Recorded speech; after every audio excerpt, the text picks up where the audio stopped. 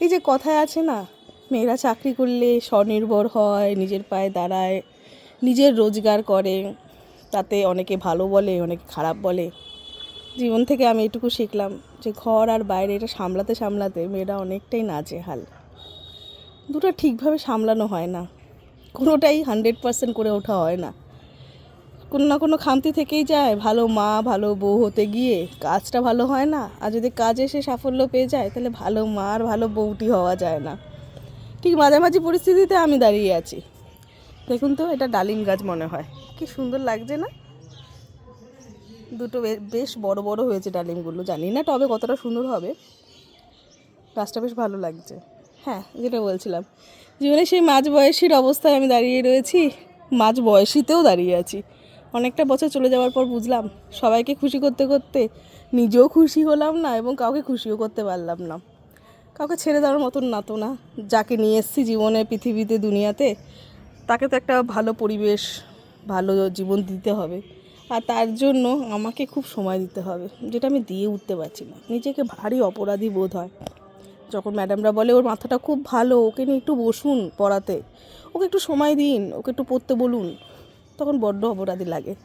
যখন ম্যাডাম বলে যে তোমার ছেলে তো খুব সুন্দর গান গায়, গলাটা খুব ভারী ভালো, প্রত্যেক দিন ওকে 1 ঘন্টা করে রেয়াজ করাও না, কি বোঝাবো, ওই 1টা ঘন্টাই তো আমার কাছে নেই। এবার যে মানুষটাকে আমি বলবো 1 ঘন্টা করে রেয়াজ করা, তার বয়সটাও তো কম, তার তো খেলার বয়স। সে মোবাইল দেখবে, টিভি দেখবে, মানা থাকলে সে আর 1 ঘন্টা কি হারমোনিয়াম নিয়ে বসবে?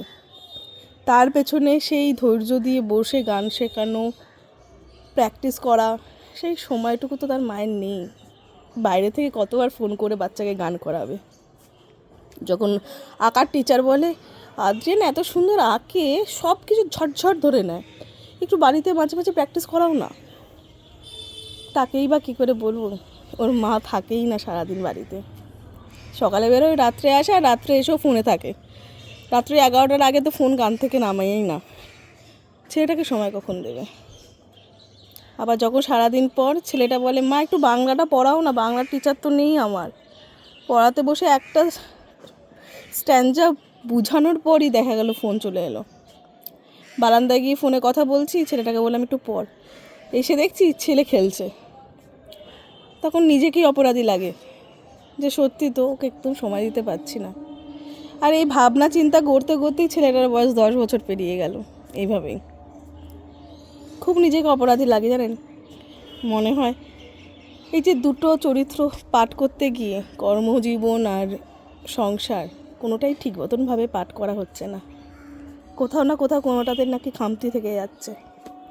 কিন্তু একটা ভয়ও থাকে যে এই খামতির মাঝখানে আমার ছেলেটা ভালো থাকবে তো, ছেলেটাকে ঠিকঠাক পারভারিশ দিতে পারবো তো, ও যেটা ডিজার্ভ করে ওকে দিতে পারবো তো।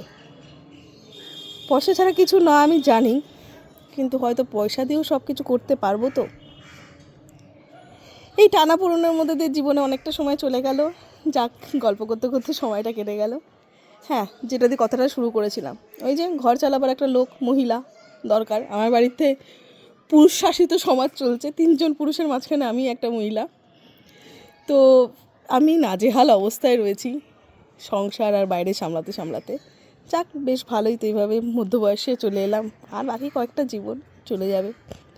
তবে এই জীবনটাকে হট করে ছেড়েও দিতে পারবো না, কারণ কি এই জীবনটা আমাকে অনেক জিনিস দিয়েছে। এই জীবনটা আমার নাম দিয়েছে, এই জীবনটা আমাকে নিজেকে আলাদা করে চিনতে শিখিয়েছে, এই জীবনটা অনেকগুলো ছেলে মেয়ের ম্যাডাম হতে শিখিয়েছে, অনেকগুলো সংসারের দায়বদ্ধতা এই জীবন দিয়েছে আমাকে। তো আমি কৃতজ্ঞ এই কর্মজীবনে। তার সাথে কৃতজ্ঞ আমার ফ্যামিলির, যে আমার এত খামতির মাঝখানেও ঠিক ব্যালেন্স করে নিয়েছে। দেখি কতদিন এভাবে ব্যালেন্স করা যায়। চলো, কথা বলতে বলতে অনেকটা সময় চলে গেল। নিচে আয়া অনেক কাজ করছে, তাকে একটু দেখাতে হবে, এবং নিজের কাজ নিয়েও বসতে হবে। আজকেও ল্যাপটপ নিয়ে বসতে হবে, কাজ করাতে হবে, ছেলেদের সাথে কথা বলতে হবে। ছুটি আমাদের নাই, কিন্তু হ্যাঁ, সানডের একটা দিন যেটা আমি বাড়িতে বসে কাজটা করতে পারি, অন্যদিন আমাকে দৌড়ঝাঁপ করতে হয়। এইটুকুই শান্তি আর কি। চলো, টাটা, হ্যাপি সানডে।